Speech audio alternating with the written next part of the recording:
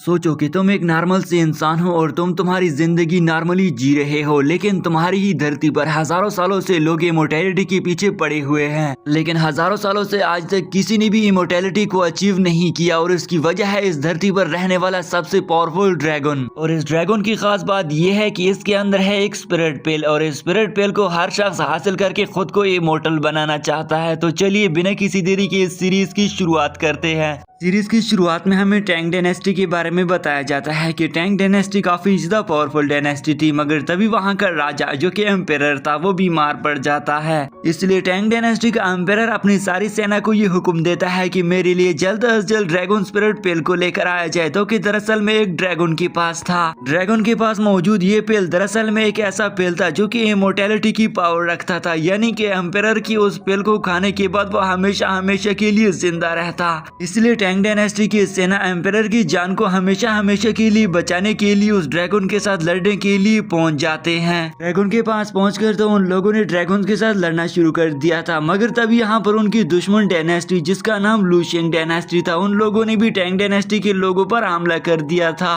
क्योंकि लुशियंग डायनेस्टी के लोगों को पता चल गया था कि टैंग डायनेस्टी का एम्पेरर बीमार है, इसलिए उन लोगों ने इस बात का फायदा उठाकर टैंग डायनेस्टी पर हमला करके उन लोगों को तकरीबन हरा दिया था। साथ ही साथ में टैंग डायनेस्टी बिना ड्रैगन स्पिरिट पेल लिए हुए वापस जाते हैं। नेक्स्ट सीन में हम शियाओ नाम के एक शख्स को देखते हैं जो कि दरअसल में एक मॉन्स्टर हंटर होता है और वो होटल में बैठकर मजे ले रहा था। शियाओ के इर्द गिर्द मौजूद सारी लड़कियां अचानक से मॉन्स्टर की रूप में आ जाती हैं, जो कि देखते साथ ही शियाओ ने उनके साथ लड़ना शुरू कर दिया था, मगर शियाओ उनको कुछ भी नहीं कर पा रहा था। शियाओ उनसे अपनी जान बचाना चाहता था, मगर तभी बीच रास्ते में उस पर और भी बहुत सारे मॉन्स्टर ने आकर हमला कर दिया था। शियाओ सील फॉर्मेशन को एक्टिवेट करके अपने रास्ते में आने वाले छोटे मॉन्स्टर्स को तो एक ही झड़प में मार गिरा देता है, मगर तभी उसके सामने एक बड़ा मॉन्स्टर आ गया था। शियाओ भी उसे डराने के लिए अपने पेट पर बांधे हुए सारे सील्स दिखाता है, मगर इस सील को देखकर वो मॉन्स्टर नहीं डरता और अचानक से वहां पर उसे इर्द गिर्द से और भी बहुत सारे मॉन्स्टर ने घेर लिया था। शियाओ बुरी तरीके से फंस चुका था और उसके लिए यहाँ से भागने का रास्ता भी नहीं था, इसलिए वो एक बड़ा सा ब्लास्ट करके अपने घर को जलाकर राख कर देता है और साथ में उसने सारे मॉन्स्टर्स को भी मार गिरा दिया था।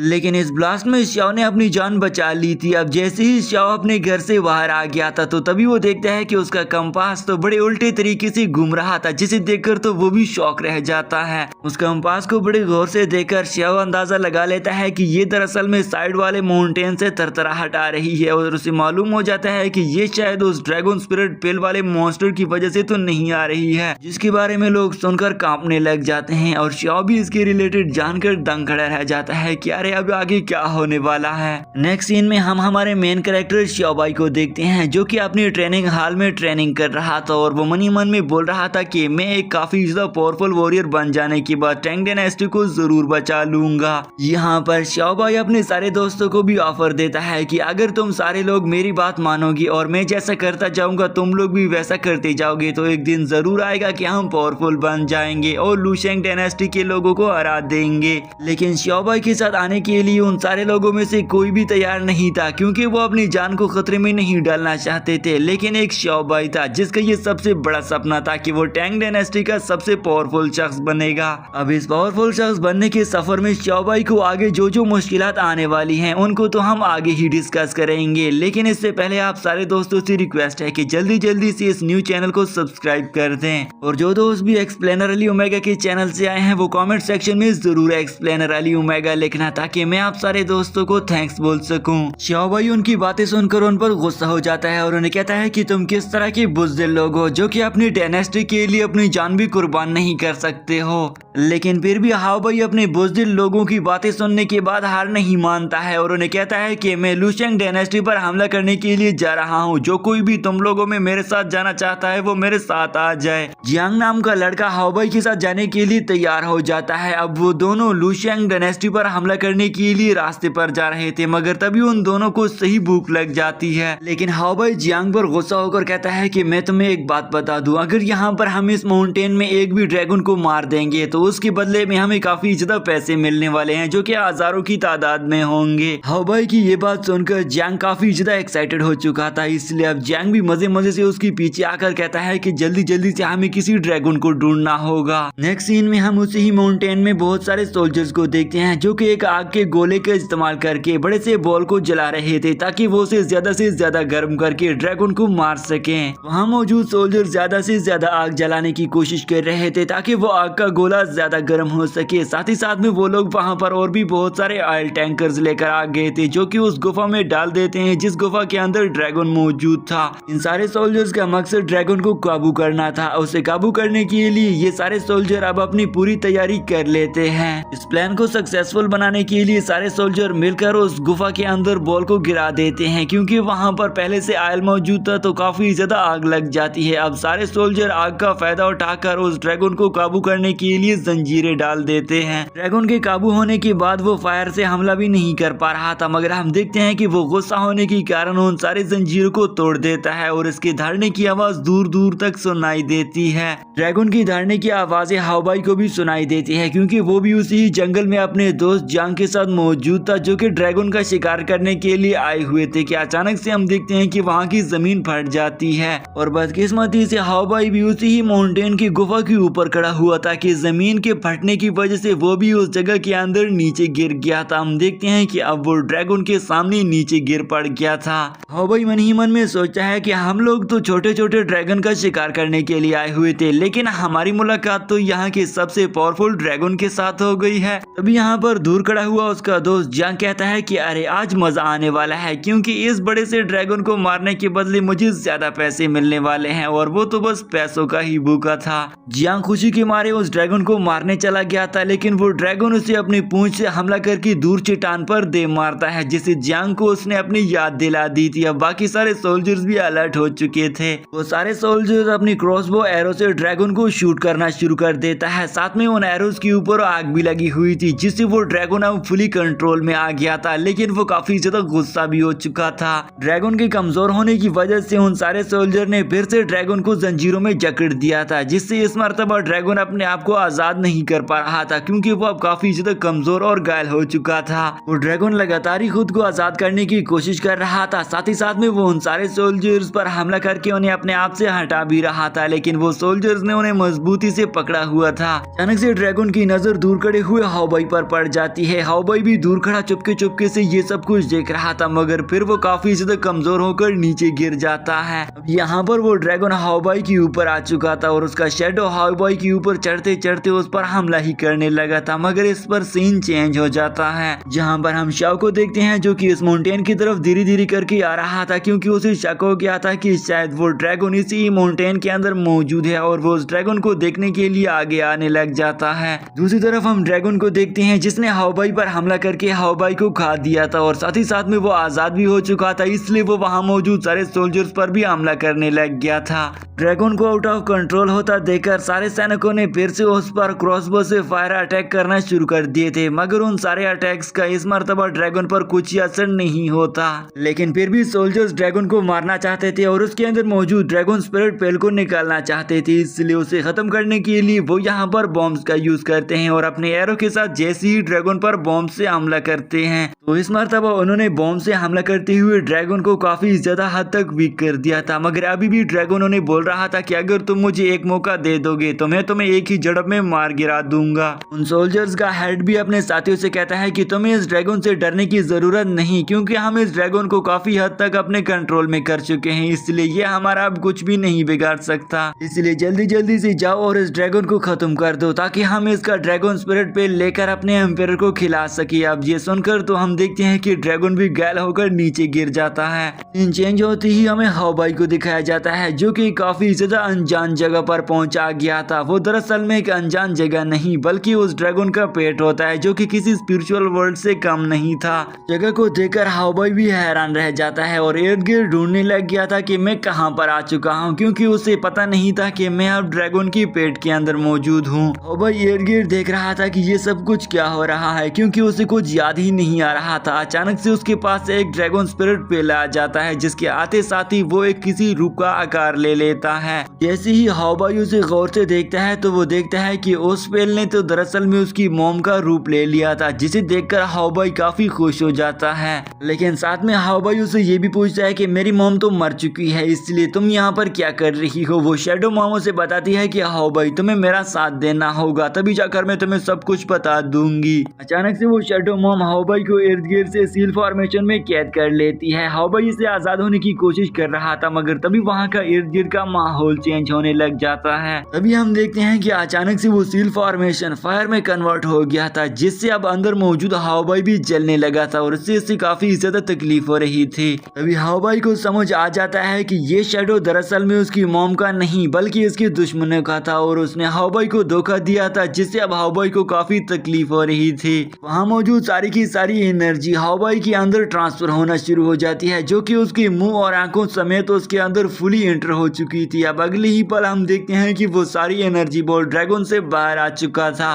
फायर एनर्जी बॉल को देखकर वहाँ खड़े हुए सारे सोल्जर्स हैरान रह जाते हैं कि अरे ये क्या हो गया है, लेकिन वो फिर डर के मारे उस पर तीरों से हमला करके उसे डिस्ट्रॉय करने लगे थे। फाइनली वो उसे ब्लास्ट करने में कामयाब हो ही जाते हैं, मगर हम देखते हैं कि उससे हाओबाई एक न्यू रूप में बाहर आ गया था, जो कि दरअसल में एक इवल मैन की तरह दिख रहा था और उसके अंदर काफी हिडन पावर आ चुकी थी। हाओबाई के पास एक्स्ट्रा ऑर्डिनरी पावर्स आने के साथ साथ उसके पास एक इवल फेस भी आ चुका था और हम देखते हैं कि उसकी फेस के ऊपर एक कर्स भी बन चुका था, जिससे अंदाजा हो रहा था कि हाओबाई अब कितना ज्यादा पावरफुल बन चुका है। देखते ही देखते हाओबाई ने वहां मौजूद सारे सोल्जर्स पर हमला करना शुरू कर दिया था, जिसे देखकर वो सारे लोग हैरान रह जाते हैं कि हम तो यहाँ पर ड्रैगन को मारने के लिए आए हुए थे, तो ये लड़का कहाँ से आ गया है। लेकिन असल में ये सब कुछ वो ड्रैगन कर रहा था, क्योंकि उसने पूरी तरह हाओबाई को अपने कंट्रोल में ले लिया था और हाओबाई की बॉडी पर मौजूद वो कर्स इस बात का सबूत था कि वो ड्रैगन अब हाओबाई को पूरा कंट्रोल कर चुका है। देखते ही देखते हाओबाई की बॉडी में मौजूद ड्रैगन पावर्स एक्टिवेट हो चुकी थी, जिसके कारण वहाँ मौजूद सारे जगह में नोकीले पत्थर आ जाते हैं, जिनके कारण तो सारे सोल्जर्स मरने लग गए थे।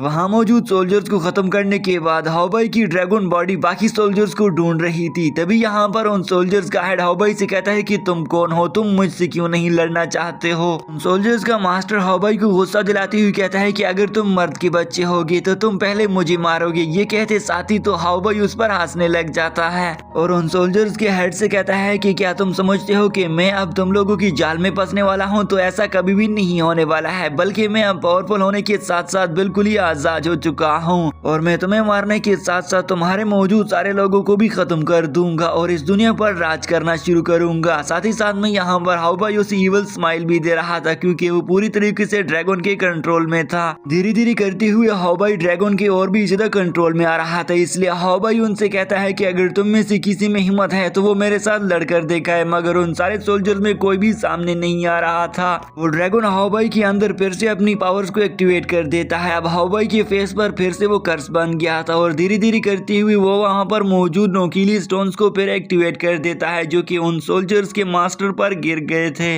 मुश्किल से वो मास्टर अपनी जान बचा लेता है, लेकिन हाओबाई उसे मुसीबत में देखकर ऐसे स्माइल कर रहा था जैसे कि आज से पहले उसने कुछ देखा ही नहीं हो। लेकिन दरअसल में ये ड्रैगन स्माइल कर रहा था, जो कि एक इवल स्माइल थी। साथ में हाओबाई मन ही मन में सोच रहा था कि ये सारे बेवकूफ लोग तो मुझे मारने के लिए आए हुए थे, लेकिन उल्टा मैंने इन सारे लोगों को मार गिरा दिया। अगली सीन में हम एक यंग मास्टर को देखते हैं जो कि कल्टीवेशन कर रहा था। अचानक से यंग मास्टर के सामने मौजूद जेड मिरर के अंदर चेंजेस होने लग गई थी, जिन्हें देखकर यंग मास्टर हैरान रह जाता है और वो मन ही मन में सोचता है कि शायद ड्रैगन आजाद हो चुका है, जिसकी वजह से ये सब कुछ हो रहा है। इसलिए वो यंग मास्टर अपने सोल्जर्स को हुक्म देता है कि जो कुछ भी हो जाए मेरे लिए उस ड्रैगन का स्पिरिट पिल लेकर आया जाए। अगर तुम लोग ऐसा नहीं कर पाओगे तो वो ड्रैगन हमारे आउट ऑफ कंट्रोल हो जाएगा।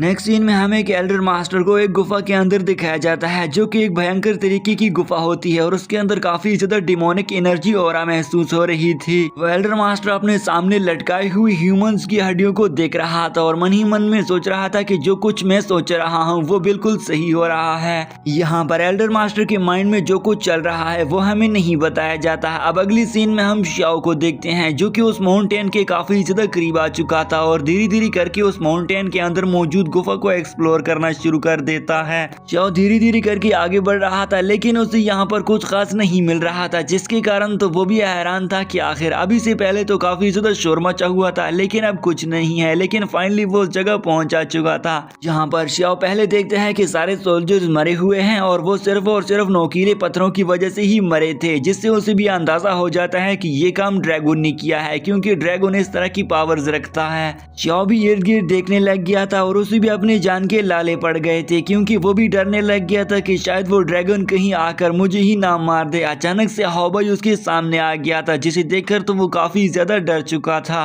हाओबाई के फेस पर मौजूद कर्ज को देखकर xiao भी समझ जाता है कि उस ड्रैगन ने हाओबाई को अपने कंट्रोल में ले लिया है, इसलिए उसे हाओबाई से अपनी जान बचाना होगी। इसलिए वो जल्दी जल्दी करके वहां से भागने लग गया था, लेकिन यहाँ पर हाओबाई उसे देखकर हाओबाई भी उसके पीछे पड़ जाता है। xiao दरअसल में एक मॉन्स्टर हंटर होता है, इसलिए वो जानता है कि वो अपनी जान किस तरह से ड्रैगन से बचाएगा। xiao ने हाओबाई की बॉडी को अच्छे से देख लिया था, इसलिए उसे पता चल जाता है कि हाओबाई की बॉडी के अंदर अभी अभी हेवन और अर्थ की पावर के साथ साथ रिवर और वेन्स की पावर आ चुकी है, इसलिए मुझे और भी ज्यादा तेजी से भागकर अपनी जान बचाना होगी। xiao अपनी जान बचाकर आगे भाग ही रहा था, साथ ही साथ में हाओबाई भी उसके पीछे पड़ा हुआ था, जो कि ये कभी भी नहीं चाहता था कि xiao उसके हाथ से निकल जाए, इसलिए और वो भी और तेजी से उसके पीछे भागने लगा। xiao एक तो अपनी जान बचा रहा था, साथ ही साथ में उसके दिल के अंदर ये लालच भी मौजूद था कि मैं किसी न किसी तरीके से हाओबाई को पकड़कर उसे अपने साथ ले जाऊं और उसके अंदर मौजूद ड्रैगन स्पिरिट पिल निकाल लूं। ड्रैगन स्पिरिट पिल दरअसल में काफी ज्यादा कीमती है, इसलिए वो चाहता है कि वो उसे अच्छे दामों बेच सकेगा, लेकिन हाओबाई ऐसा कहाँ होने देने वाला था। xiao अपनी एक बुक निकालकर हाओबाई को समझाने लग गया था कि xiao भाई, तुम जानते हो ना कि तुम एक ड्रैगन के कंट्रोल में हो, और अगर तुम अपने आप को इस ड्रैगन की कंट्रोल से बाहर नहीं लाओगे तो तुम मारे जाओगे, इसलिए तुम्हें खुद को इस ड्रैगन से आजाद करना होगा।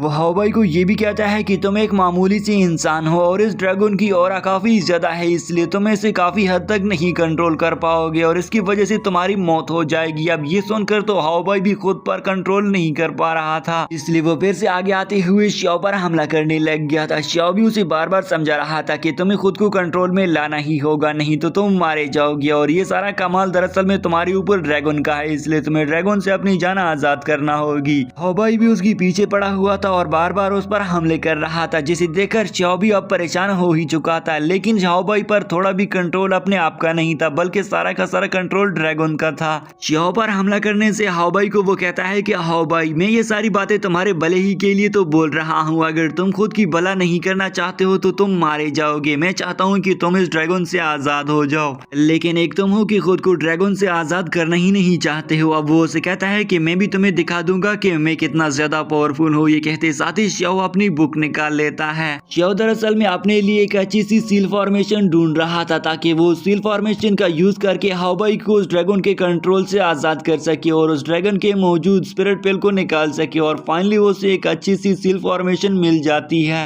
दूसरी तरफ हाओबाई भी xiao पर हमला करने के लिए रेडी ही खड़ा हुआ था। अब जैसे ही हाओबाई ने उस पर हमला कर दिया था तो मुश्किल से xiao अपनी जान बचा लेता है, लेकिन साथ ही साथ में उसने अपनी फॉर्मेशन टेक्निक को भी एक्टिवेट करके ब्लास्ट कर दिया था। लेकिन यहाँ पर सील फॉर्मेशन ब्लास्ट होने की वजह से भी हाओबाई को कुछ ही नहीं होता, बल्कि वो उसी ही तरह सही सलामत उसके सामने फिर से आ चुका था। अब ये देखकर xiao भी मनी मन में यही सोचने लग गया था कि अरे अब इसे मैं कैसे कंट्रोल करूंगा। हाओबाई ने फिर से xiao पर हमला करना शुरू कर दिया था। अब वो आगे भागते जा रहा था, लेकिन वो सारे नोकीले पत्थर, जो कि दरअसल में हाओबाई का एक पावरफुल अटैक था, वो उसके पीछे पड़ा हुआ था, लेकिन हाओबाई फिर से अपनी जान बचा नहीं पा रहा था, क्योंकि xiao ने उस पर अपनी एक सील फॉर्मेशन से हमला कर दिया था और वो सील फॉर्मेशन डायरेक्टली आते हुए हाओबाई की गर्दन पर ही चिपक गई थी।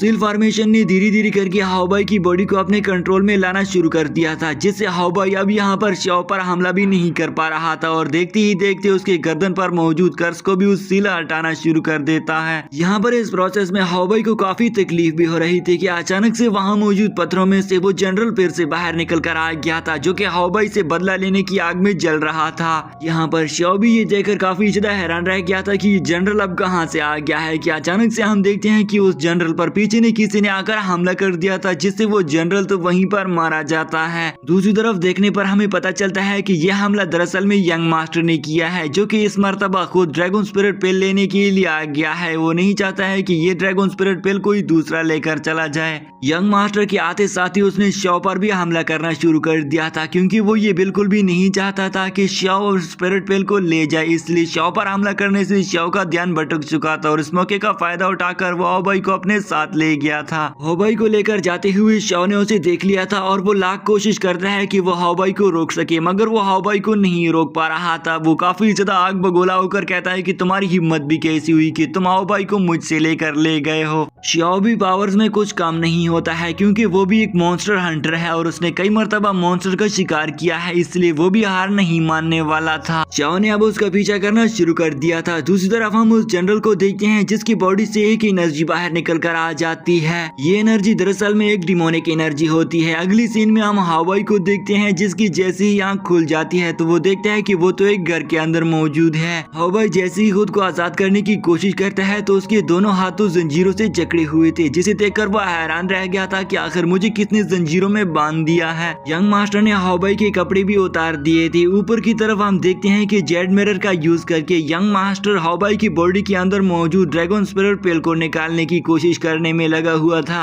ये सब कुछ होता हुआ देखकर हाओबाई को कुछ ही समझ नहीं आ रहा था कि आखिरकार ये सब कुछ मेरे साथ कौन कर रहा है और किस वजह से कर रहा है कि अचानक से हाओबाई अपने सामने यंग मास्टर को देखता है। हाओबाई उसे पूछ रहा था कि तुम कौन हो, मगर यंग मास्टर हाओबाई की किसी भी सवाल का जवाब नहीं दे रहा था और उसके पास आकर उसकी बॉडी पर काफी ज्यादा स्पेल्स निकलना शुरू कर देता है ताकि वो जल्दी जल्दी से इसके अंदर मौजूद स्पिरिट पेल को निकाल सके। वो यंग मास्टर देखता है कि हाओबाई की बॉडी के अंदर मौजूद वो ड्रैगन अभी बिल्कुल शांत है, लेकिन अगर हाओबाई जिस टाइम भी चाहे उसे एक्टिवेट कर सकता है और अगर इसने हाओबाई ने उसे एक्टिवेट कर दिया था तो काफी तबाही मचने वाली है। इसलिए यंग मास्टर ज्यादा से ज्यादा फोकस इस बात पर कर रहा था कि हाओबाई की बॉडी के अंदर मौजूद ड्रैगन के एक्टिवेट होने से पहले ही वो उसकी बॉडी के अंदर मौजूद स्पिरिट पेल को निकाल सके और वो चाहे जल्दी जल्दी से इमॉर्टैलिटी अचीव कर ले। धीरे धीरे करते हुए हाओबाई की बॉडी पर लिखी हुई इन्फॉर्मेशन ने एक एक करके एक्टिवेट होना शुरू कर दिया था, जिससे हाओबाई को धीरे धीरे में तकलीफ हो रही थी और जैसे ही वो सारे फॉर्मेशन एक्टिवेट हो गए थे तो हाओबाई की चीखें निकल जाती हैं।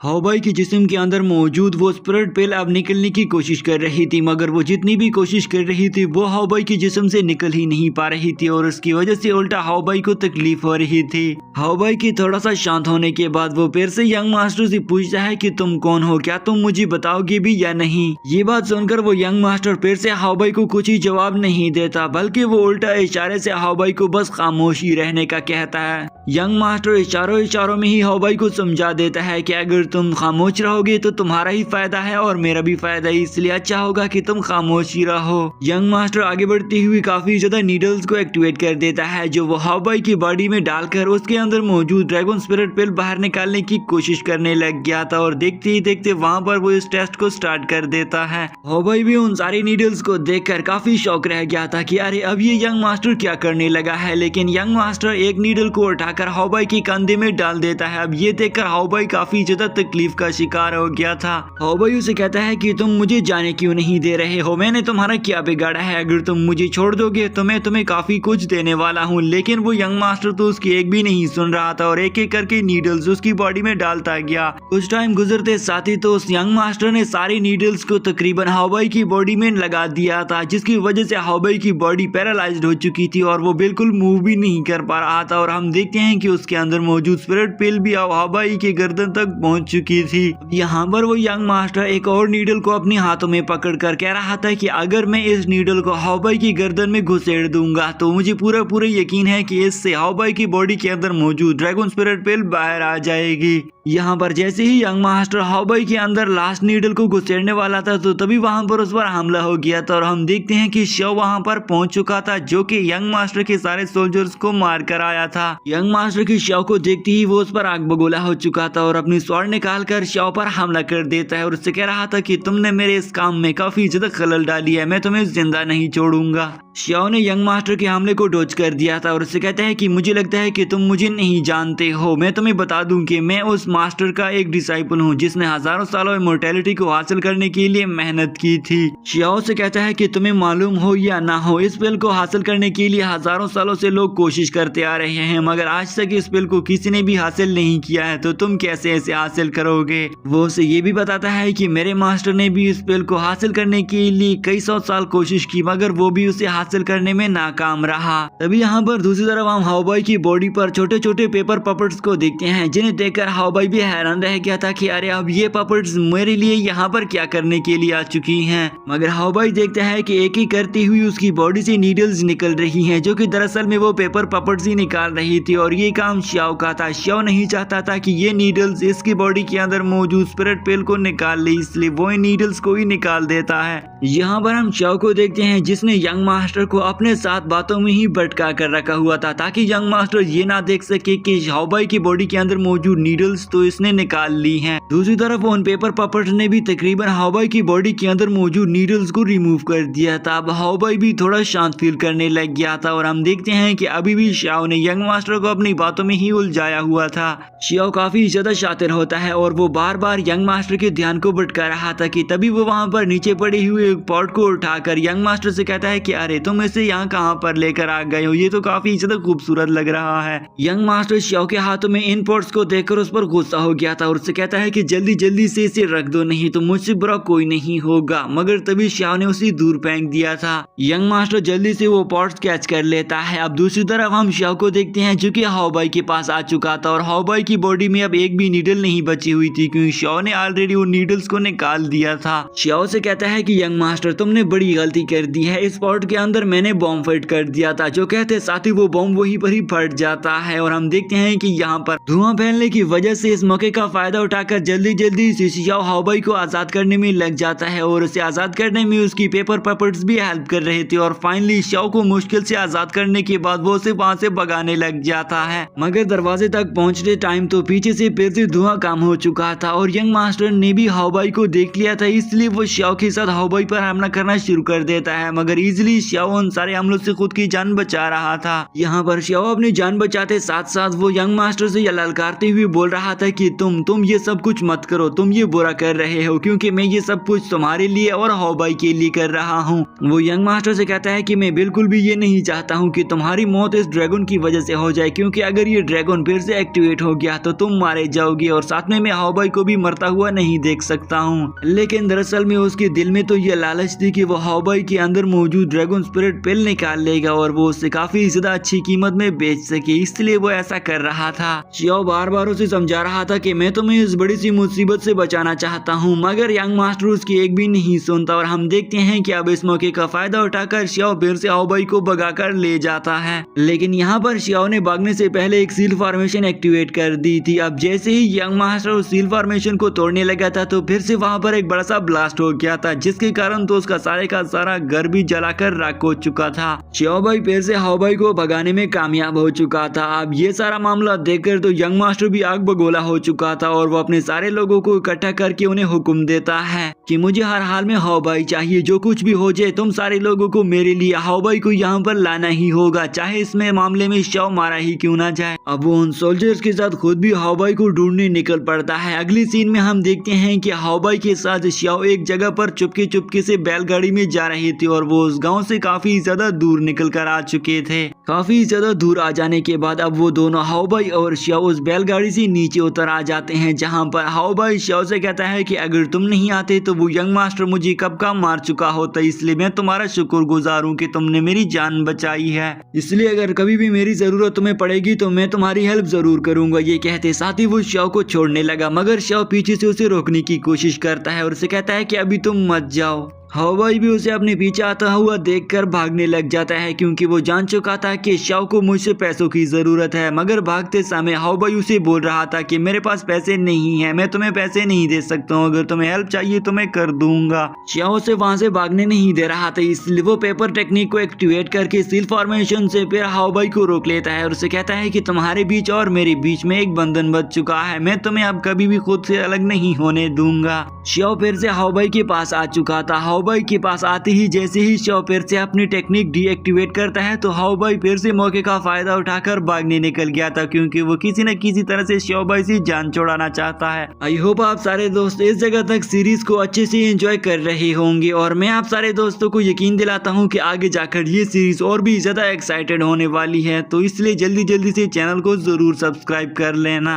और साथ में कमेंट सेक्शन में ये जरूर बताना कि मैं आपके लिए कौन सी सीरीज को एक्सप्लेन कर लूं जो आप सारे दोस्तों ने नहीं देखी हूँ। अब हम देखते हैं कि जैसे ही हाओबाई वहां से भागने लगा था तो शाओ उसकी बीच में रस्सी डालकर उसे फिर से पकड़ लेता है। हाओबाई बुरी तरीके से फंस चुका था और अब वो भाग भी नहीं पा रहा था, इसलिए मजबूरन उसे शाओ के साथ बैठना पड़ गया था। शाओ भी उसे बोल रहा था कि तुम्हें कुछ मेरा भी ख्याल रखना होगा, मैं तुम्हें खुद से अलग नहीं कर सकता हूँ, तुम मेरे लिए काफी कीमती हो। हाओबाई उसे कहता है कि मुझे लेक्चर देने की कोई जरूरत नहीं है, इसलिए अगर कोई पॉइंट की बात करनी है तो वो मुझे बताओ। जिस पर शाओ से बताता है कि क्या तुम्हें मालूम है कि तुम्हारी बॉडी के अंदर ड्रैगन ने कब्जा कर लिया है। वो उसे डराते हुए ये भी बताता है कि वो ड्रैगन इतना ज्यादा पावरफुल ड्रैगन है कि वो तुम्हारी जान भी ले सकता है, क्योंकि तुम उसे कंट्रोल करने के काबिल ही नहीं हो, इसलिए वो तुम पर कभी भी हावी होकर तुम्हें खत्म कर देगा। मगर हाओबाई उसे चढ़ाते हुए कहता है कि तुम मुझे आजाद करोगे तो तभी तो मुझे पता चलेगा कि मैं क्या हूँ और मेरे अंदर क्या है, इसलिए अगर तुम मुझे आजाद करोगे तो मैं यहाँ से जाऊंगा और अगर मैं मर भी जाऊं तो तुम्हें भी कोई फर्क नहीं पड़ेगा।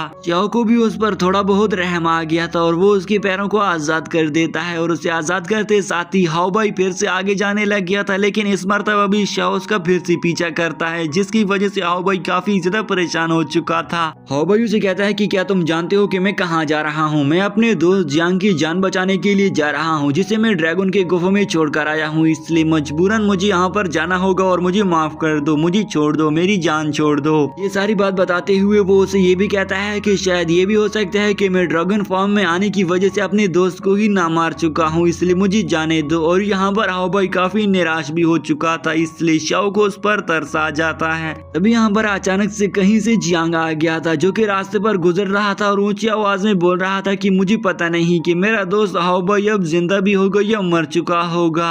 हाओबाई ने जैसे ही उसे देख लिया था तो वो काफी खुश हो जाता है, साथ में उसके दोस्त जियांग ने भी उसे देख लिया था। अब अगली सीन में वो दोनों खाना खाने के लिए शाम के वक्त में होटल आ चुके थे। हाओबाई के उस होटल में जाते ही वहाँ पर उसे एक लड़की दिखाई जाती है जो कि सिंगिंग कर रही थी और उसे देखकर तो हाओबाई के उस लड़की पर दिल आ गया था। उस लड़की का नाम आइची था। आइची वहाँ पर आगे बढ़ती हुई डांस भी कर रही थी, साथ ही साथ में वो वहाँ पर लोगों से पैसे भी बटोर रही थी। अब फाइनली वो यहाँ पर हाओबाई के सामने आ चुकी थी। हाओबाई ने भी अब उसके साथ नाचना शुरू कर दिया था। अब उसके नाचने की खत्म होते ही आइची उससे कहती है कि हाओबाई तुम्हें मुझे पैसा देना होगा। अब फाइनली हाओबाई उसे मुश्किल से कुछ पैसे दे देता है। आइची को पैसे मिलने के बाद वो वहाँ से चली जाती है, मगर हमें याद आ जाता है कि हाओबाई ने शाओ को झूठ बोला था, क्योंकि उसने शाओ को बोला था कि मेरे पास तो एक आना भी नहीं है, लेकिन इसके पास तो काफी पैसे थे। दूसरी तरफ हम उसके दोस्त जियांग को देखते हैं, जो कि हर टेबल पर अपनी हाजिरी लगाकर वहाँ के लोगों से खाना मांग रहा था, क्योंकि उसके पास पैसे थे ही नहीं और वो उसे काफी भूख भी लगी हुई थी। नेक्स्ट सीन में हम देखते हैं कि वो सारे अब एक आराम करने के लिए किसी जगह पर आए हुए थे, जहां पर आइची हाओबाई को बताती है कि क्या तुम्हें मालूम है कि जियांग मुझे उसी ही गुफा में मिला है जिस गुफा में तुम उसे छोड़कर गए थे। जियांग के बारे में सुनकर हाओबाई काफी ज्यादा खुश हो जाता है और उसकी तारीफ करते हुए कहता है कि मैं आपका शुक्रगुजार हूँ कि आपने मेरे दोस्त जियांग की जान बचाई। और इसके बाद हाओबाई अपनी झूठी कहानी उनके सामने शुरू करता है। हाओबाई उन्हें सुनाता है कि जब मैं उस गुफा में गया था तो हम पर एक मॉन्स्टर ड्रैगन ने आकर हमला कर दिया था, जिसके कारण तो वहां मौजूद सारे लोग उस मॉन्स्टर ड्रैगन के कारण भाग चुके थे, मगर मैं नहीं भागा क्योंकि मैं ज्यादा पावरफुल और नडर हूँ। मैं उस मॉन्स्टर के सामने डटा रहा और अपनी तलवार निकालकर उसके साथ लड़ाई करना शुरू कर दी थी, इसलिए उस मॉन्स्टर ने मेरी लड़ाई देखकर वो मुझसे डर गया था और मैंने उस मॉन्स्टर की आंखों में आंखें डाल दी थी। हाओबाई की ये झूठी कहानी सुनते हुए पास में बैठा हुआ शाओ से कहता है कि अरे यार अब बस भी कर दो, मैं तो तुम्हारी ये झूठी कहानी सुन सुनकर मेरे कान थक चुके हैं। हाओबाई की इमोशनल और झूठ से भरी हुई स्टोरी सुनकर तो आइची को भी लगने लगा था कि हाओबाई सच बोल रहा है। आइची को हाओबाई पर पूरा भरोसा था, मगर वो ये नहीं जानती थी कि हाओबाई तो सबसे बड़ा डरपोक है। कि तभी यहाँ पर हाओबाई उसे कहता है कि क्या तुम जानती हो कि मैं कहाँ जा रहा हूँ? आइची हाओबाई को बताती है कि तुम जिस तरफ जा रहे हो मैं भी उसी ही तरफ जा रहा हूँ। जो सुनकर तो हाओबाई उसे कहता है कि फिर तो काफी ज्यादा अच्छा हो गया है, मैं तुम्हारी प्रोटेक्शन करूंगा। प्रोटेक्शन की बात सुनकर श्याओ से कहता है कि पहले तो तुम खुद तुम्हारी प्रोटेक्शन करना सीख लो, फिर दूसरे लोगों की प्रोटेक्शन करना। श्याओ की इन घटिया बातों को सुनकर हाओबाई को गुस्सा रहा था, मगर तभी हाओबाई भी उसे कहता है कि चलो ठीक है, अगर तुम मेरे साथ नहीं मानते हो तो ठीक हो गया। लेकिन श्याओ भी अब उस पर गुस्सा हो गया था। वो हाओबाई से कहता है कि अगर तुम खुद को ज्यादा पावरफुल समझते हो तो मैं भी तुमसे ज्यादा पावरफुल हूँ। इसलिए जैसे ही वो अपनी पेपर को निकाल कर सील बनाने लगा तो तभी वो देखता है कि उसके पास तो कोई भी सील मौजूद ही नहीं थी। दूसरी तरफ देखने पर श्याओ को मालूम होता है कि उसके सारे पेपर्स को तो जियांग लेकर गया है और वो उस पर खाना पका रहा है, जिसे देखकर श्याओ कहता है कि अरे अब मैं इसका क्या करूंगा, ये बेवकूफ भी हमारे साथ रह रहा है। अभी वहाँ पर दो गुंडे लुटेरे लोग आ गए थे जो कि इनसे चोरी करना चाहते थे। अब श्याओ जैसे ही उन चोरों को देख लेता है तो वो हाओबाई से कहता है कि हाओबाई तुम तो ज्यादा पावरफुल हो, इसलिए तुम इनका सामना करोगे। साथ ही साथ में श्याओ हाओबाई को उसकी कहानी भी याद दिलाता है और उसे कहता है कि कुछ ही देर पहले तुमने जो कहानी सुनाई है जिसमें तुम ड्रैगन्स का मुकाबला कर रहे थे, तो अब तुम्हारा पता चलेगा कि तुम क्या सच में ड्रैगन्स का मुकाबला करने के काबिल हो भी या नहीं। हाओबाई भी ये सुनकर मन ही मन में ये सोच रहा था कि अरे अब मैं बुरी तरीके से फंस चुका हूँ। तभी आइची भी श्याओ की ये बातें सुनकर उसे कहती है कि हाँ तुम्हें लड़ना होगा, इसलिए मजबूरन हाओबाई को आइची को दिखाने के लिए लड़ना पड़ गया था। जैसे ही हाओबाई उन पर हमला करने के लिए जाता है मगर उन्होंने तो एक ही झड़प में हाओबाई को दूर फेंक दिया था, जिससे अंदाजा हो जाता है कि हाओबाई कितना बड़ा बेवकूफ है। जैसे ही वो सारे गुंडे चोर लोग फिर से हाओबाई को मारने लगे थे तो तभी पीछे से श्याओ अपनी एक सीक्रेट पेपर टेक्निक को एक्टिवेट करके वहां पर एक बड़ी सी डोल को एक्टिवेट कर देता है और उन डोल के हमला करते साथ ही वो चोरों पर हमला करके उन्हें नीचे गिरा देती है। वो सारे चोर तो वहां से भाग गए थे मगर हाओबाई भी बुरी तरीके से डर गया था, इसलिए वो भागते भागते आइची के आकर उसके पैरों में ही चपट जाता है और कह रहा था कि अरे ये सब कुछ क्या हो रहा है। आइची भी हाओबाई की ये हालत देखकर तो उसे भी हाओबाई पर हंसी आ रही थी और उसे भी पता चल जाता है कि हाओबाई ने जो पिछली कहानियां सुनाई हैं वो तो सब झूठी की झूठी थी। अब अगले ही पल उन सबको काफी अच्छी खासी भूख लगी हुई थी, इसलिए वो सारे मिल बैठकर खाना खा रहे थे और खाने को अच्छे से एंजॉय कर रहे थे। अगली सीन में हमें एक मॉन्स्टर स्टैचू को दिखाया जाता है जिसके 4 हाथ होते हैं और वो दिखने में भी काफी ज्यादा खौफनाक दिख रहा था।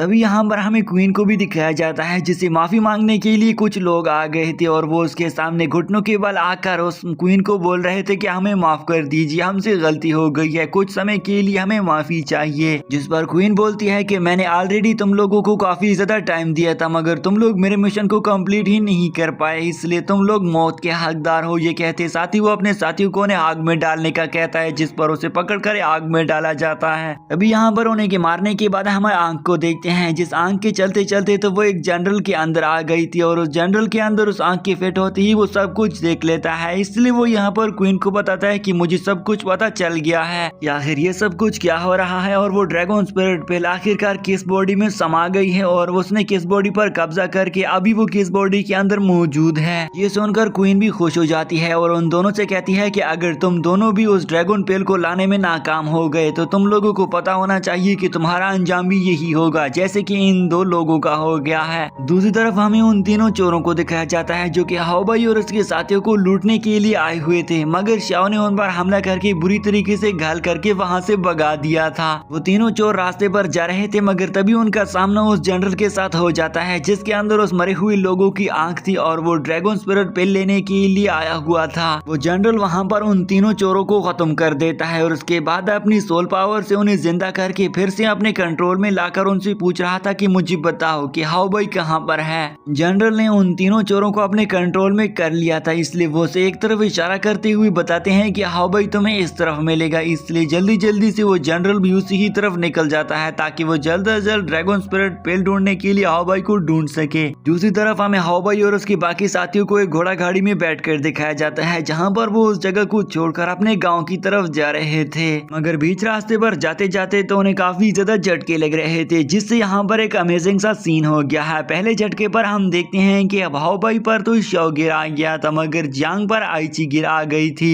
जहाँ पर जियांग उसे माफी मांगते हुए कहता है कि आइची मुझे माफ कर दो, लेकिन दिल ही दिल में जियांग काफी खुश लग रहा था। मगर तभी थोड़ी देर आगे जाते हुए फिर से यहाँ पर उनकी डोली झटका खाती है, जिससे हम देखते हैं कि अलग सा सीन हो गया था और इस मरतबा जियांग आइची पर गिर गया था और दूसरी तरफ हाओबाई तो श्याओ पर गिरा गया था। अब हाओबाई ये देखकर जियांग पर गुस्सा हो गया था और जियांग से कहता है कि क्या तुम यहाँ पर टैट नहीं बैठ सकते हो। हो। लेकिन दोस्तों हाओबाई के माइंड में तो कुछ अलग ही चल रहा था, इसलिए वो जियांग से कहता है कि तुम मेरे साथ अपनी जगह एक्सचेंज कर लो और उस पर ऑर्डर चलाते हुए वो जियांग के साथ अपनी जगह को एक्सचेंज कर लेता है। अब आगे जाते हुए हाओबाई मन ही मन में सोच रहा था कि कब एक बड़ा सा झटका आ जाएगा कि मैं आइची के ऊपर गिर जाऊंगा, मगर तभी जैसे ही एक झटका आ गया था और हाओबाई उसके ऊपर गिरने ही लगा था, लेकिन हाओबाई के ऊपर एक बॉक्स आकर गिर जाता है। अब बेचारा हाओबाई क्या ही करे, उसकी किस्मत ही खराब है। तभी यहाँ पर वो जियांग पर चिल्लाती हुई कहता है कि जियांग मैं तुम्हें मार दूंगा, तुम ये सब कुछ क्या करवा रहे हो। यहाँ पर शाओ भी हाओबाई को कहता है कि अरे वाह कितना ज्यादा प्यारा मौसम है और हम किस तरह से इंजॉयबल सफर कर रहे हैं। लेकिन दूसरी तरफ हाओबाई तो आग बगोला हो गया था और मन ही मन में सोच रहा था कि ये बूढ़ा शाओ मुझे मार कर ही रहेगा। शाओ हाओबाई के करीब आकर चुपके चुपके से उसे बताता है कि हाओबाई तुम्हें मालूम तो होगा ना कि 30 दिन बाद तुम्हारे साथ क्या होने वाला है, इसलिए मैं चाहता हूँ कि मैं तुम्हें ठीक कर लूँ और इस मकसद के लिए मैं तुम्हें एक माउंटेन लेकर जाना चाहता हूँ, इसलिए तुम्हें अपने गाँव नहीं जाना चाहिए, वहाँ तुम्हारी जान खतरे में है और साथ ही साथ में तुम्हारे इस ड्रैगन स्पिरिट पेल की वजह से काफी ज्यादा दुश्मन बन चुके हैं, इसलिए तुम्हें एक सिक्योर जगह पर मेरे साथ माउंटेन जाना पड़ेगा। शाओ से बताता है कि यहाँ बहुत सारे लोग हैं जो कि हाफ इमोर्टल स्टेज तक पहुंच चुके हैं और उन सब का मकसद है कि वो ड्रैगन स्पिरिट पेल लेकर खुद को फुल इमोर्टल बना दे और इस मकसद के लिए वो तुम्हें जरूर मारेंगे, इसलिए तुम्हें अपना रास्ता खुद चुनना पड़ेगा। शाओ की ये बातें सुनकर तो बैठा हुआ जियांग भी उस पर गुस्सा हो जाता है और शाओ से कहता है कि तुम ये किस तरह की बातें कर रहे हो, मैं जरूर अपने दोस्त हाओबाई की जान बचाऊंगा, मैं इसे मरने नहीं दूंगा। लेकिन शाओ से चुप करा देता है। हाओबाई से कहता है कि तुम्हें परेशान होने की जरूरत नहीं है, मैं भी तुम्हारे साथ हूँ, इसलिए तुम्हें मेरी बात मानना पड़ेगी, यही तुम्हारे लिए अच्छा होगा। हाओबाई शाओ की ये सारी मकसद भरी बातें सुनकर उस पर गुस्सा हो जाता है और शाओ से कहता है कि तुम्हें भी ड्रैगन स्पिरिट पेल चाहिए ना, तो तुम मुझे अपने साथ क्यों लेकर जा रहे हो, अपना ड्रैगन स्पिरिट ले लो और मेरी जान छोड़ दो। शाओ उसकी ये बातें सुनकर उसे चुपके चुपके से कहता है कि अरे यार ये यहाँ पर ड्रैगन स्पिरिट पेल बार बार मत बोला करो, दीवारों के भी कान होते हैं, अगर किसी ने सुन लिया तो तुम मारे जाओगे। मगर हाओबाई उस पर आग बगोला होकर उसे कहता है कि बाकी दुश्मनों से पहले तो तुम मेरे सबसे बड़े दुश्मन बन गए हो, इसलिए बेहतर होगा कि खामोश रहो। अब आइची भी इन दोनों को खामोश रहने का कहती है और उनसे कहती है कि झगड़ा ना करो। आइची उन्हें कहती है कि बाहर कितना अच्छा सुहाना मौसम है, बारिश भी चल रही है और तुम लोग अंदर लड़ रहे हो, हमें बाहर चलना चाहिए। जिसे सुनकर हाओबाई उसे कहता है कि तुमने मुझे पहले क्यों नहीं बताया, मैं तुम्हें बाहर लेकर जाता। अगर ये सुनकर शाओ से कहता है कि अरे यार तुम्हें मैं कैसे समझाऊं, तुम्हें मैंने अभी अभी बोला है कि मैं तुम्हें माउंटेन लेकर जा रहा हूँ और तुम बाहर मजे लेने की सोच रहे हो, तुम्हें अपनी जान की परवाह भी नहीं है। शाओ से रोकते हुए बोल रहा था कि मैं ऐसा भी कभी भी नहीं होने दूंगा कि तुम मुझसे अपने गाँव चले जाओ, क्योंकि 30 दिन बाद तुम फुली ड्रैगन में कन्वर्ट हो जाओगे और वहाँ मौजूद लोगों के लिए नुकसान का बायस बनोगी, इसलिए मैं ऐसा कभी नहीं होने देने वाला। अब हाओबाई फिर से शाओ पर आग बगोला हो गया था और जैसे ही वो ऊपर की तरफ उठता है तो उसका सर ऊपर छत को लग गया था, इसलिए अब वो और भी ज्यादा गुस्से से अपने दोस्त जियांग को पकड़कर शाओ से कहता है कि तुमसे मेरी जान कब छूटेगी। पालकी भी अब धीरे धीरे करके सफर कर रही थी। इस तरफ शाओ अपने लिए और भी ज्यादा पेपर शील बना रहा था ताकि वो अपने दोस्त हाओबाई की जान की प्रोटेक्शन कर सके, क्योंकि वो उसका एक ऐसा दोस्त है जो कि एक मकसद के लिए उसका दोस्त है। हाओबाई भी उसे देखकर कहता है कि अरे ये तुम क्या उल्टा पुल्टा लिख रहे हो, क्या ये काम भी करेगा। जिस पर वो उसे कहता है कि तुम्हारे दोस्त जियांग ने तो बाकी सारे जला दिए, इसलिए मैं कुछ न्यू बना रहा हूँ। और इसके बाद जैसे ही शाओ बाहर आ गया था तो वो कुछ अजीब सा मंजर देखता है। शाओ यहाँ पर व्हाइट मॉन्स्टर को देखता है और उसे देखते साथ ही वो अपना कंपास निकालता है ताकि वो उसकी डायरेक्शन का पता लगा सके और उसे डायरेक्शन मालूम होने के बाद वो हाओबाई को अपना पेपर देकर कहता है कि अगर तुम गाँव जा रहे हो तो तुम्हें अपने साथ इस पेपर को लेकर जाना होगा और ये तुम्हारी प्रोटेक्शन करेगी। और हाँ एक और लास्ट बात, तुम्हें 30 दिन से पहले मेरे पास वापस आना होगा, नहीं तो तुम मारे जाओगे। शाओ हाओबाई के साथ साथ व्हाइट मॉन्स्टर को भी अपने हाथ से जाने नहीं दे सकता था, क्योंकि शाओ दरअसल में एक मॉन्स्टर हंटर है और वो मॉन्स्टर का शिकार भी करेगा, लेकिन साथ ही साथ में वो हाओबाई की जान बचाना चाहता था। शाओ तो अब उस व्हाइट मॉन्स्टर के पीछे निकल जाता है, लेकिन पीछे हाओबाई ने उस पेपर को फेंक दिया था और कहता है कि ये कोई आम सा पेपर है, ये क्या मेरी जान बचाएगा। उस पेपर के नीचे गिरने के बाद उससे एक पेपर पपट बाहर निकल कर आ गया था जो कि इनकी पालकी को ही देखता है। अब अगली सीन में हम देखते हैं कि उस जनरल ने इनकी पालकी पर हमला कर दिया था। अब हाओबाई जल्दी से आइची की जान बचाने में लगा हुआ था। अचानक से हमें पता चलता है कि ये सब कुछ तो एक सपना था जो कि हाओबाई देख रहा था। वो उसने दरअसल में जियांग को पकड़ रखा था और आइची से कहता है कि आइची तुम कितनी खूबसूरत हो, लेकिन यहाँ पर तो वो उल्टा कर बैठ रहा था। फाइनली वो सब घोड़ा गाड़ी से नीचे उतर आ गए थे क्योंकि उनका गाँव अब नजदीक आ चुका था, लेकिन वहाँ पर वो एक अजीब सा मंजर देखते हैं और इर्द भीड़ का माहौल तो पूरी तरीके से चेंज हो चुका था। रास्ते पर जाते हुए हाओबाई का इंटरेस्ट आइची में और भी ज्यादा बढ़ चुका था, इसलिए हाओबाई आइची से उसकी लाइफ स्टोरी के बारे में पूछ रहा था, जहाँ पर आइची उसे बताती है कि जब मैं छोटी थी तो हमारे घर पर गोंडो ने हमला करके मेरे मॉम डैड को मार दिया था। ये इमोशनल स्टोरी सुनकर तो हाओबाई भी इमोशनल हो गया था। अब यहाँ पर आइची उन्हें बताती है कि मेरे मॉम डैड तो मारे जा चुके थे, इसलिए मुझे एक आदमी ने अडॉप्ट कर लिया था, लेकिन अब वो काफी बूढ़ा हो चुका है और वो बीमार भी है। हाओबाई आइची के लिए काफी इमोशनल हो गया था और आइची से कहता है कि आइची तुम देखना, मैं तुम्हारे लिए सारे सोल्जर्स को एक दिन जरूर मार गिराऊंगा। लेकिन आइची को दिल ही दिल में लग रहा था कि ये बेवकूफ मेरी क्या हेल्प करेगा। वो मजे मजे से आगे जा रहे थे, मगर तभी उनका सामना मॉन्स्टर जनरल से हो जाता है, जो कि अपने सारी सेना को समेत उसके सामने खड़ा हुआ था। हाओबाई के बचने के तो कोई भी चांसेस नजर नहीं आ रहे थे, क्योंकि दूसरी तरफ हाओबाई को मारने के लिए वो यंग मास्टर भी आ रहा था और इस तरफ ड्रैगन जनरल। तो किस तरह हाओबाई अपनी जान बचाकर यहाँ से भागेगा। यंग मास्टर भी हाओबाई को ढूंढते ढूंढते उन तीनों लोगों को देख लेता है, जो कि दरअसल में उस ड्रैगन जनरल ने मार दिए थे, लेकिन सोल टेक्निक का यूज करके उनसे उसने सारी इन्फॉर्मेशन कलेक्ट कर ली थी। अब हम देखते हैं कि यंग मास्टर उनमें से अपनी नीडल डाल देता है और देखते ही देखते उसकी बॉडी वहीं पर ही डिसअपियर होने लग गई थी। अब यहाँ पर यंग मास्टर के साथ आए हुए लोग बात कर रहे थे कि मुझे तो इस बात की समझ नहीं आ रही है कि आखिर लोग इमोर्टैलिटी के पीछे क्यों मरना चाहते हैं। वो ये भी कहते हैं कि इमोर्टैलिटी को जो अचीव कर ले उसके अंदर ड्रैगन स्पिरिट की पावर आ जाती है, जो कि काफी ज्यादा डेंजरस पावर होती है, इसलिए फिर भी ये लोग इमोर्टैलिटी को अचीव करना चाहते हैं। हमें तो इस बात की समझ नहीं। यंग मास्टर भी अपने साथियों की बातें सुनकर उन्हें जवाब देता है कि क्या तुम्हें मालूम है कि इमोर्टैलिटी लोग इसलिए अचीव करना चाहते हैं कि कई हजार साल पहले एक काफी ज्यादा स्ट्रॉन्ग सेक्ट हुआ करता था, जिसके लोग भी काफी ज्यादा पावरफुल थे, मगर उन लोगों के पावरफुल हो जाने की वजह से उन पर ड्रैगन्स की स्पिरिट एनर्जी काफी ज्यादा हावी हो चुकी थी, जिसकी वजह से वो इंसानों के साथ अच्छा करने की बजाय बुरा करने लग गए थे। इसलिए बाकी सारे सेक्ट के लोगों ने मिलकर उस सेक्ट को डिस्ट्रॉय कर दिया था और इस वक्त से लेकर अब तक वो सारे सेक्ट मास्टर्स इस बात की तलाश में हैं कि वो इमोर्टैलिटी को फिर से ढूंढ सके और इमोर्टैलिटी का खात्मा ही कर दें। यंग मास्टर ने बताता है कि उस सेक्ट का कोई भी शख्स आज तक जिंदा नहीं बचा है, लेकिन अब मैं जिस शख्स की तलाश में हूँ मुझे ये लगता है कि ये शख्स दरअसल में उसी ही सेक्ट का है जिसके अंदर इमोर्टैलिटी की पावर है, और हम चाहते हैं कि हम उस इमोर्टैलिटी लेकर इमोर्टैलिटी को ही खत्म कर दें। यंग मास्टर कहता है कि जिस तरह से उस ड्रैगन स्पिरिट ने यहाँ पर हाओबाई की बॉडी को कंट्रोल कर लिया है, इसलिए ये साफ साफ बात पता चल रही है कि वो भी उसी ही सेक्ट से ताल्लुक रखता है और उसका मरना तो अब जरूरी है। और वो ये भी कहता है कि अगर वो हमारे हाथ लग जाए तो हम उसे कभी भी नहीं छोड़ने वाले हैं, क्योंकि उसने एक हाओबाई जितने कमजोर बच्चे में भी इस तरह की ड्रैगन एनर्जी डालकर उसे काफी ज्यादा खतरनाक बना दिया है, हालांकि हाओबाई कुछ जानता भी नहीं है। यंग मास्टर को दरअसल में शाओ पर शक हो रहा था और वो कहता है कि उसने हाओबाई को अपने कंट्रोल में लिया हुआ है और इसीलिए वो उसे अपने साथ लेकर जा रहा है। साथ ही साथ में वो कहता है कि जो कोई भी इस पर कंट्रोल कर ले तो वो यहाँ पर ड्रैगन पर भी कंट्रोल करके उसे अपने साथ रखने में कामयाब हो जाएगा। यंग मास्टर अपने लोगों को वहाँ से जाते हुए बताता है कि अब हमें कुछ पता नहीं है कि शाओ किस टाइप का आदमी है और वो ये सब कुछ क्यों कर रहा है, वो हाओबाई के साथ ये सब कुछ ऐसा सलूक क्यों रख रहा है। यंग मास्टर एक पॉजिटिव पॉइंट रखते हुए कहता है कि शायद ये भी हो सकता है कि शाओ इसलिए यहाँ पर ड्रैगन बॉडी से हाओबाई को बचा रहा हो ताकि वो ड्रैगन बॉडी किसी ऐसे शख्स के हाथ ही ना लग जाए जो ड्रैगन बॉडी का यूज करके हम इंसानों के लिए खतरा बन जाए। तभी अचानक से उन तीनों चोरों की बॉडी भी ज़ॉम्बीज में कन्वर्ट हो जाती हैं, जो देखते साथ ही तो यंग मास्टर उन्हें खत्म कर देता है। अगली सीन में हम शाओ को देखते हैं जो कि व्हाइट मॉन्स्टर का पीछा कर रहा था, लेकिन वो भी उसे पकड़ नहीं पा रहा था। तभी शाओ के पास यंग मास्टर आ गया था जो कि उसे पूछता है कि मुझे बताओ हाओबाई कहाँ पर है, लेकिन शाओ से कहता है कि मैं तुम्हें कुछ नहीं बताने वाला हूँ। जो सुनते साथ ही तो यहाँ पर यंग मास्टर गुस्से से शाओ पर हमला करने लग गया था।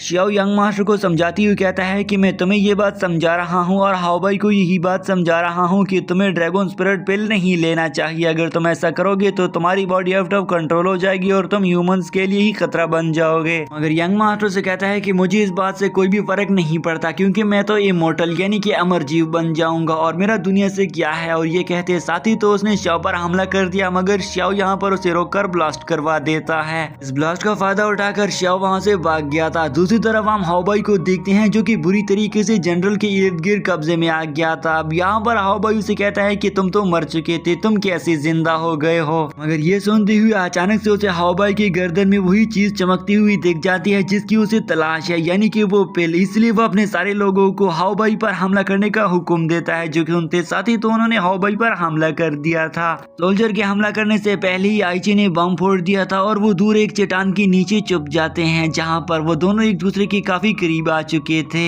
आइची ने हाओबाई की मुंह पर हाथ रख दिया था ताकि वो बोल ना सके। तभी यहाँ पर जियांग कहता है कि मुझे तो हवा आ रही है। ये सुनकर आइची उसे खामोश रहने का कहती है और उसे कहती है कि तुम्हें कंट्रोल करना पड़ेगा। वो सोल्जर्स काफी देर से ढूंढ रहे थे मगर ये तीनों उसे नहीं मिल रहे थे कि तभी वो जनरल अपनी सोल टेक्निक को एक्टिवेट करके उनका पता लगा ही लेता है। जैसे ही उसे पता चलता है तो वो स्टोन को चकनाचूर कर देते हैं, जिसे मजबूरन उन तीनों को उनके सामने ही आना पड़ गया था। फाइनली वो फिर से बुरी तरीके से फंस चुके थे। लड़ने के अलावा तो उनके पास कोई रास्ता बचा ही नहीं था, इसलिए जियांग अपना चाकू लेकर जनरल पर हमला करने लगा था, लेकिन वो अपनी हवा को कंट्रोल नहीं कर पाता और हम देखते हैं कि उसने हवा निकाल दी थी, मगर तभी वो जनरल उस पर हमला कर देता है। हाओबाई भी ये देखकर गुस्से से जनरल पर हमला करना शुरू कर देता है, मगर वो जनरल का कुछ ही नहीं बिगाड़ पा रहा था क्योंकि हाओबाई सच में इतना कुछ खास पावरफुल था ही नहीं। दूसरी तरफ आइची भी लगातार कोशिश कर रही थी मगर वो भी कुछ नहीं कर पा रही थी कि तभी यहाँ पर हाओबाई के नीचे पाँव से वो पपट बाहर निकल कर आ जाता है, जो कि डायरेक्टली उसके फेस के ऊपर आ गया था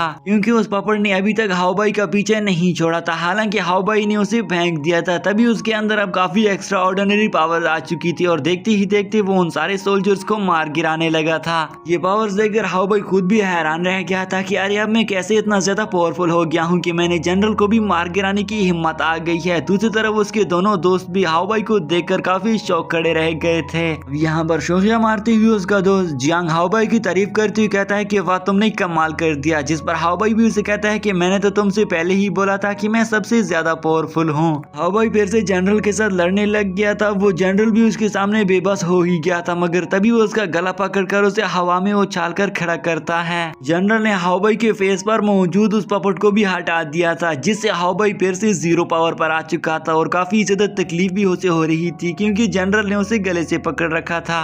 जनरल लगातार हाओबाई के गले के अंदर मौजूद उस स्पिरिट पेल को निकालने की कोशिश कर रहा था मगर हाओबाई भी लगातार ये कोशिश कर रहा था ताकि वो जनरल उसके बॉडी के अंदर मौजूद उस स्पिरिट पेल को ना निकाल सके। जियांग भी अपने दोस्त हाओबाई की जान बचाने के लिए आगे आ गया था, लेकिन यहाँ पर उन सारे लोगों ने उसे भी पकड़ लिया था। दूसरी तरफ आइची भी अपनी स्पेयर लेकर उनका मुकाबला कर रही थी मगर वो आइची कुछ भी नहीं कर पा रही थी। आइची को भी सोल्जर ने इर्द गिर्द से तलवारों से घेर लिया था। अब ये देखकर तो हाओबाई भी और गुस्सा होकर आउट ऑफ कंट्रोल हो चुका था। धीरे धीरे करते हुए हाओबाई का अपने बॉडी के ऊपर कंट्रोल खत्म हो गया था और उसके अंदर मौजूद ड्रैगन्स की पावर ने एक्टिवेट करना शुरू कर दिया था। अब अगली सीन में हमें क्वीन को दिखाया जाता है जिसके पास एक एल्डर मास्टर बैठा हुआ था और उस एल्डर मास्टर के पास अब खाना पेश किया जाता है, जिस पर वो उन्हें बोल रहा था कि क्या तुम इस जगह पर न्यू हो, क्योंकि वो न्यू बंदा नहीं जानता था कि जब ये एल्डर कल्टीवेशन कर रहा हो तो उसमें डिस्टर्बेंस नहीं करने चाहिए। अब वो एल्डर उस न्यू जवान पर गुस्सा होकर उसे कहता है कि मैं तुम्हें मारने लगा हूँ। ये कहते साथ ही वो उसे वहीं पर ही मार देता है। सर्वेंट को मारने के बाद यहाँ पर उसके पास एक कवा पैगाम लेकर आ गया था। वो पैगाम दरअसल में क्वीन की तरफ से आया हुआ था और उसके अंदर लिखा हुआ था कि हमने हाओबाई को ढूंढ लिया है और वो बहुत जल्द ही पकड़ा जाएगा। सुनकर वो एल्डर काफी ज्यादा खुश हो जाता है और धाड़े मारते हुए अपने सारे सोल्जर्स को हुक्म देता है कि जल्दी जल्दी तैयारी पकड़ो, हम उस ड्रैगन स्पिरिट पिल लेने के लिए जा रहे हैं। दूसरी तरफ हम हाओबाई को देखते हैं जिसका अपनी बॉडी पर 0 कंट्रोल हो गया था, जो कि देखते साथ ही उसके अंदर ड्रैगन की पावर एक्टिवेट हो जाती और वहां पर नोकीली स्टोन्स भी आ चुके थे जो कि उस ड्रैगन की पहली निशानी थी।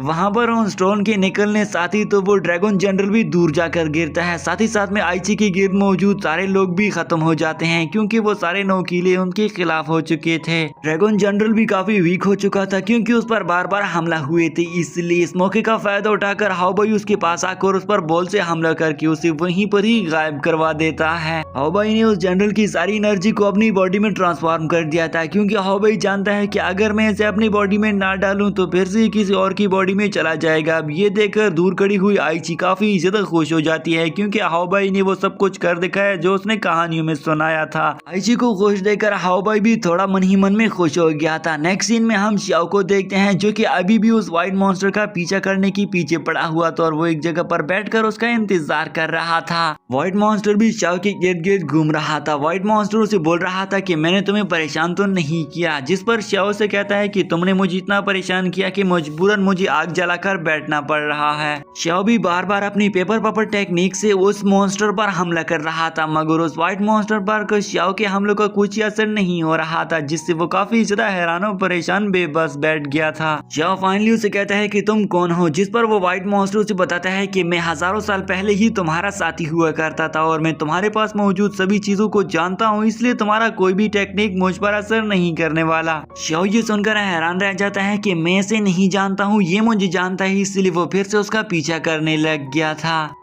दूसरी तरफ हम उस यंग जनरल को देखते हैं, जो कि उस जगह पर आ गया था जहां हाओबाई ने वहां पर मौजूद ड्रैगन जनरल के सारे लोगों को मार गिराया था। अब ये देखकर वो भी हैरान रह जाता है कि आखिर हाओबाई अब ऐसा कैसे कर सकता है। मरे हुए सोल्जर्स को अच्छे से देखने के बाद यंग मास्टर जान जाता है कि ये हमला अभी कुछ ही टाइम पहले हुआ है, इसलिए मुझे जल्दी जल्दी इसे इन्वेस्टिगेशन करने के लिए उसके पीछे जाना होगा। जो कहते साथ ही वो फिर से ढूंढने निकल जाता है। दूसरी तरफ हम हाओबाई को देखते हैं, जो कि एक अनजान सी जगह पर बीच रास्ते में जा रहा था, जहां पर उसने जियांग को एक ही हाथ से अपने हाथ के ऊपर उठा रखा था, मगर जियांग काफी डर रहा था और हाओबाई से कहता है कि मुझे नीचे उतारो, क्योंकि उसे डर लग रहा था। हाओबाई उसे कहता है कि मुझे बताओ कि मैं पावरफुल हूँ, जिस पर उसका दोस्त जियांग उसे मजबूरन कहता है कि हाँ तुम पावरफुल हो। हाओबाई उसे कहता है कि मैं एक माउंटेन जितना पावरफुल हूँ और ये बात भी उसका दोस्त जियांग उसके साथ मान जाता है, मगर आइची उसकी बातें सुनकर काफी हैरान थी।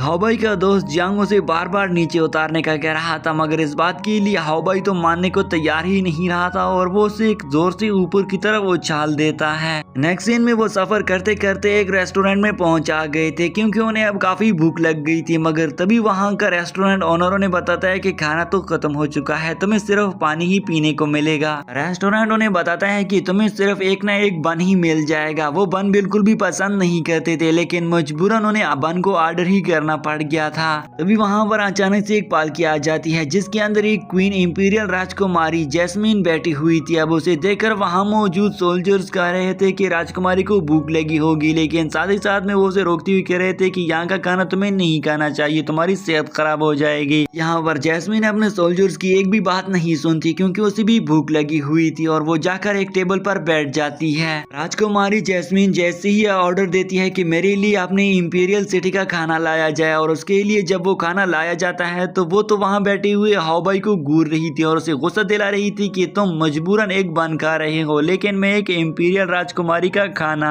हाओबाई जैस्मीन पर चिल्लाती हुई कह रहा था कि तुम यहाँ पर किस टाइप का खाना खा रही हो और हम किस टाइप का खाना खा रही हैं, लेकिन तभी यहाँ पर जैस्मीन के सोल्जर से रोक रहे थे। हाओबाई उन्हें बोल रहा था कि अगर तुम्हें इस तरह का खाना खाना था तो तुम्हें इंपीरियल सिटी ही जाना चाहिए, यहाँ क्यों खा रही हो। कि यहाँ पर हाओबाई की गुस्सा हो जाने की वजह से उसकी ड्रैगन की पावर भी धीरे धीरे करके एक्टिवेट होने लग गई थी।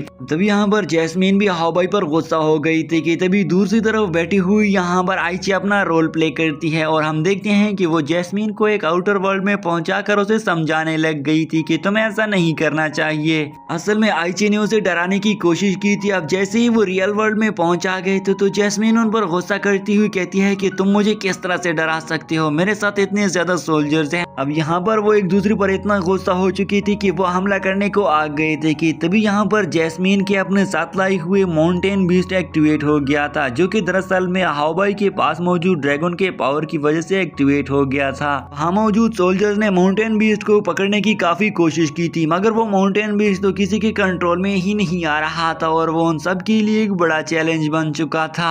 माउंटेन बीस्ट का मुकाबला सिर्फ और सिर्फ हाओबाई ही कर सकता था, इसलिए हाओबाई बीच मैदान में आकर अपनी ड्रैगन एनर्जी एक्टिवेट करके ड्रैगन की पावर से उस पर हमला करके दूर फेंक देता है। माउंटेन बीस्ट के दूर गिरने की वजह से सारे सोल्जर ने उस पर मिलकर हमला कर दिया था ताकि वो उसे चैन से बांध सके, मगर फिर भी वो माउंटेन बीस्ट को कंट्रोल नहीं कर पा रहे थे। हाउबॉय भी उसे फिर से आउट ऑफ कंट्रोल देखकर आग बगोला हो जाता है और देखते ही देखते वो उस जंजीर को पकड़ लेता है जिसके अंदर दरअसल में उन्होंने माउंटेन बीस्ट को थोड़ा बहुत फंसा रखा था और उसे पकड़कर जोर जोर से माउंटेन बीस्ट को मारने लग गया था। हाउबॉय जब देखते हैं कि वो माउंटेन बीस्ट अब काफी ज्यादा कमजोर हो चुका है और घायल भी है, इसलिए वो इस मौके का फायदा उठाकर उसके पास जाकर उस पर लातों और घूसों से हमला करना शुरू कर देता है। हाउबॉय ने उसे तब तक मारा था जब तक वो मर ही नहीं गया था। फाइनली वो मारा जाता है। हाउबॉय ने माउंटेन बीस्ट को तो मार दिया था, लेकिन वहां मौजूद सारे लोगों को हाउबॉय के अंदर मौजूद ड्रैगन एनर्जी की रिलेटेड पता चल गया था और ड्रैगन को जानकर तो वो सारे लोग हैरान थे कि अरे अब इन लोगों को हाउबॉय मिल गया है, क्योंकि हाउबॉय के अंदर ही ड्रैगन पावर है। सारे लोगों को भी इमॉर्टैलिटी की जरूरत थी, इसलिए उन सारे लोगों ने हाउबॉय को चूज करके हाउबॉय पर ही हमला करना शुरू कर दिया था। हाउबॉय की बॉडी के ऊपर भी अब उस डॉल की पावर आ चुकी थी, इसलिए एक ही करते हुए हाउबॉय भी अब पावरफुल हो गया था और उन सारे लोगों को मारने लग गया था जो कि हाउबॉय से इमॉर्टैलिटी हासिल करने की उम्मीद कर रहे थे। यहाँ पर मौके का फायदा उठाकर हाउबॉय भागने लग गया था और उसके पीछे उसके दोनों दोस्त भी आ जाते हैं, मगर बाकी सारे लोग जो कि इमॉर्टैलिटी के पीछे पड़े थे वो भी इनका पीछा बिल्कुल भी नहीं छोड़ने वाले थे। फाइनली वो एक जगह पर किनारे आ चुके थे और जैसे ही वो गिरने लगते हैं कि तभी मुश्किल से हाउबॉय और उसके साथ मौजूद आइची, साथ ही साथ में जैस्मीन भी आ चुकी थी, मुश्किल से अपनी जान बचा लेते हैं। इन्होंने मिलकर किनारे पर मुश्किल से जान बचा ली थी, मगर इनका दोस्त जांग ने आते हुए अपने साथी इनको नीचे गिरा दिया था। नेक्स्ट सीन में हम क्वीन को देखते हैं जिसके पास उसका साथी आकर उसे बोल रहा था कि हमें माफ कर दीजिए, हम हाउबॉय को नहीं पकड़ पाए हैं और ना ही उसके अंदर मौजूद ड्रैगन एनर्जी स्पिरिट पिल लेकर आए हैं। वो उसके सामने गिड़गिड़ाते हुए बोल रहा था कि मेरी जान माफ कर दीजिए, मैंने तुमसे यहाँ पर बोला था कि मैं ये सब कुछ कर लूंगा, लेकिन मैं नहीं कर पाया हूँ, इसलिए मुझे माफ कर दीजिए। इसलिए यहाँ पर वो क्वीन उसे माफ कर देती है। अब यहाँ पर वो क्वीन समझ जाती है कि हाउबॉय कैसा बंदा है और कितना पावरफुल है, इसलिए हाउबॉय से वो ड्रैगन स्पिरिट पिल लेने के लिए उसे खुद ही हाउबॉय के पास जाना होगा और वो ये डिसाइड कर लेती है। नेक्स्ट सीन में हम हाउबॉय को देखते हैं जिसे अपनी मॉम की याद आ रही थी, जहाँ पर वो देखता है कि उसकी मॉम को कुछ लोग मार रहे थे और वो ये इससे देखा नहीं जा रहा था। हाउबॉय दरअसल में स्पिरिचुअल वर्ल्ड में था और उसके पास आइची आकर उसे कहती है कि मेरी जान बचा लो। जैसे ही हाउबॉय ने उसे छूने की कोशिश की तो वो भी वहां से स्पिरिचुअल वर्ल्ड में गायब हो जाती है। तभी जैसे ही हाउबॉय की आंख खुलती है तो उसे पता चलता है कि मैं तो ये सपना देख रहा था और पानी में गिरने के बाद कुछ लोगों ने उसकी जान बचा ली थी। वो सपना देखने के बाद तो हाउबॉय मन ही मन में सोच रहा था कि क्या आइची कोई जासूस है जो कि उसे मारना चाहती है या ये सब कुछ क्या हो रहा है, और वो इस बात को लेकर काफी परेशान हो रहा था। सबकी जान एक कश्ती वाले आदमी ने बचाई थी और वो इन्हें अपनी कश्ती में सवार होकर उसे अपने गाँव की तरफ लेकर जाने लग गया था। जैसे ही हाउबॉय अपने साथियों समेत गाँव पहुँचता है तो फिर से उसके साथ सेम वही सीन होता है जो कि हर बार उसके साथ होता है और वहाँ पर मौजूद सारे सोल्जर ने उसे घेर लिया था क्योंकि वो उसे ड्रैगन स्पिरिट पिल लेना चाहते हैं। ये सारे लोग हाउबॉय से सिर्फ और सिर्फ इसलिए ड्रैगन स्पिरिट पिल लेना चाहते हैं ताकि वो उसे बाजार में बेचकर हजारों सिक्के हासिल कर सके। अब हाउबॉय उन सारे लोगों को देखकर डरने लग गया था क्योंकि पहली मर्तबा इतने सारे लोगों का उसके सामना होने वाला है। अभी वहाँ पर जैस्मीन आ गई थी जो कि यहाँ पर जहर की पोटली को एक शख्स को मार गिरा देती है जिससे वो मर गया था। उसे मरता हुआ देखकर बाकी सारे लोग भी डर गए थे। वो सारे लोग मिलकर ये डिसाइड करते हैं कि हम सब मिलकर हाउबॉय पर एक डायरेक्ट अटैक करेंगे और उसके बाद जाकर हम जरूर उसे मार देंगे। मगर तभी जहाँ पर जैसे ही वो हमला करने लगे थे तो तभी एक अटैक कर उन सबको खत्म कर देता है और हम देखते हैं कि वो यंग मास्टर था। यंग मास्टर के आते ही वो उन सबसे कहता है कि तुम हाउबॉय को नहीं मार सकते हो, हाउबॉय मेरा शिकार है, हाउबॉय को मैं ही मारूंगा क्योंकि यहाँ पर मैं उससे ड्रैगन स्पिरिट पिल लेकर खुद को इमॉर्टल बनाकर अमर जीव बनाना चाहता हूँ। यंग मास्टर ने हाउबॉय पर हमला कर दिया था जिसे हाउबॉय ने मुश्किल से डॉज कर लिया था। अब देखते ही देखते हाउबॉय ने भी उस पर हमला कर दिया था और उनके बीच अच्छी सी लड़ाई शुरू हो चुकी थी।